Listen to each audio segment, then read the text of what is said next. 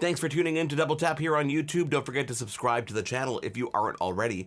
In this clip from our recent episode, we welcome the developer of the Clew app. Paul Ruvolo joins us to talk all about how the app Clew came to be and what it does. You're watching Double Tap TV. Mark standing by right now is the developer of an app called Clew. That is C-L-E-W. Paul Ruvolo is the developer of the app. Paul, thank you so much for joining us. Tell us, first off, all about your app. All right, I'd be happy to. So the Clew app is an app for route recording and navigation. So the idea is that you can hit the record button in any environment. It's designed to work best indoors, but it will also work for short routes outdoors. You walk along that route. Once you're done walking that route, you hit the stop button, and now that route is saved in your phone, and you can navigate along it anytime you want in the future with automatic guidance from the app itself. So when you're initially recording the route, you would either have to have somebody familiar with the route or maybe a sighted guide, depending on the situation. And once you have it saved, the idea is that you can navigate the route independently using your phone. Put simply, Paul, we need this kind of approach because, look, frankly, as we said earlier, GPS is just not available indoors, right? Yeah. So, you brought up a really important point about the idea of positioning and how do you determine position inside. So, what's really exciting about phones in the last few years is that there's been a big push to introduce what's called augmented reality features to phones. So the idea that as you move around in space, you can kind of mix together, what's happening in the physical world with a virtual world. And so in order to make that happen, phones have gotten really, really good at sensing their motion in space. So phones have things like accelerometers and gyroscopes to sense their motion, but also the camera of the phone is actually a really good instrument for sensing the motion. So when you're recording a route, essentially what it's doing is it's taking all that sensor data and figuring out how the phone is kind of moving about in space. And one analogy we like to use is the trail of breadcrumbs. Imagine this phone sort of moving around in space and you're sort of dropping this trail of virtual breadcrumbs as you go along. And that kind of forms the basis of the route. Paul, that's exactly what I said off the top of the show. So here's the question. How do you digitize these breadcrumbs and take advantage of them in the app to help people navigate? So in the Clew app, we use kind of a combination of, we call it a physical reference point. So, many people might be familiar with the idea that when you're using conventional orientation mobility practices, you might use like a wall or like a corner, like a door as kind of like a landmark to like orient yourself in a space. We have a very similar process for the Clew app where we have the user set an anchor point where the phone is like starting in a known location, and then the route is created relative to that.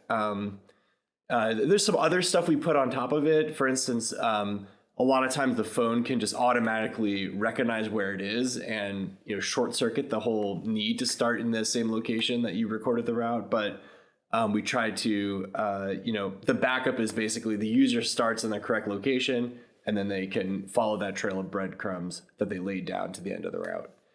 And then during that process, they'll be getting things like, directions like, go straight, turn right, turn left, but also haptic feedback from their phone. So it'll give you some kind of a heartbeat when you're facing in the right direction. It's kind of the general function of the app.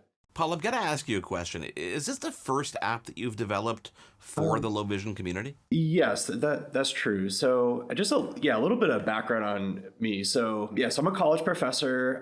My background is in artificial intelligence and robotics. So I did my PhD in those areas. And then when I came to Olin College, which is a very small engineering college near Boston, Massachusetts, in the United States, I got very interested in the idea of human-centered design and how technology can be put to work for folks to have an impact in the world. And part of that is just the way that we approach engineering here at Olin, is we put a big emphasis on that. We think engineering historically hasn't done a great job always with that. And then so I started kind of dabbling in the area, about 8 years ago. And I just kept doing more and more work in the area and built more and more kind of connections with different, groups in the community and also other people who were working in the area, like from a research side. And that kind of slowly built. And then I think the real game changer was kind of like we've been alluding to is this, once the augmented reality capability went onto iPhones, that was like the real game changer. I was like, the thing that I was doing in my lab with like, a clunky prototype that like we put together ourselves, all of a sudden I was like, wow, this thing is already in everybody's pocket. That might like there's already a large group of people that have the hardware, that have the software, and now the opportunities really arises. So that was the catalyst for Clew, and then that got sort of popular about 3 years ago, and then we're continuing to build on the concept now with other related apps as well. When it comes to smartphones in general, I think we've gotten to the point where they're pretty good. Like, I don't actually need a camera to be better or more sensors to be put in, right? But I think from your perspective, from what I'm understanding, is that the better the camera is, the better the phone is itself, the more you can utilize it in an app like this. Is that right?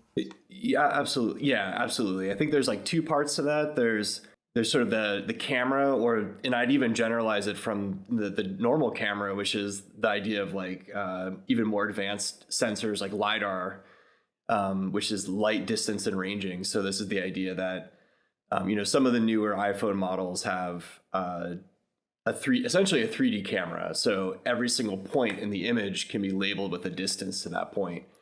So that's a huge emerging opportunity. And then I think just computing power and algorithms. So it's how do you process the sensor data or images in this case? How do you process these images to figure out interesting things about the environment, like recognizing like a tin of beans or something? Like part of that is like cameras getting better, but another part is the sort of underlying algorithms and the sort of state of the art of artificial intelligence getting better. And so all of both of those things are the trends that are going to drive more and more advanced capabilities in this space. Paul, really interesting to talk to you. We're going to get a friend on to put the app to the test for us right now. Thank you so much for being with us this week. Thank you. Yeah, it was a really interesting conversation. I love the questions. I really appreciate it. Coming up, Stephen, Robin Christofferson, a friend of the show, podcast host, Double Tap contributor, and of course our friend joins us to put the app to the test in his home. Stick around. Can't get enough Double Tap TV? Subscribe to the podcast and get your fill of Double Tap every day. Visit doubletaponair.com and follow us now. Double Tap TV will be right back.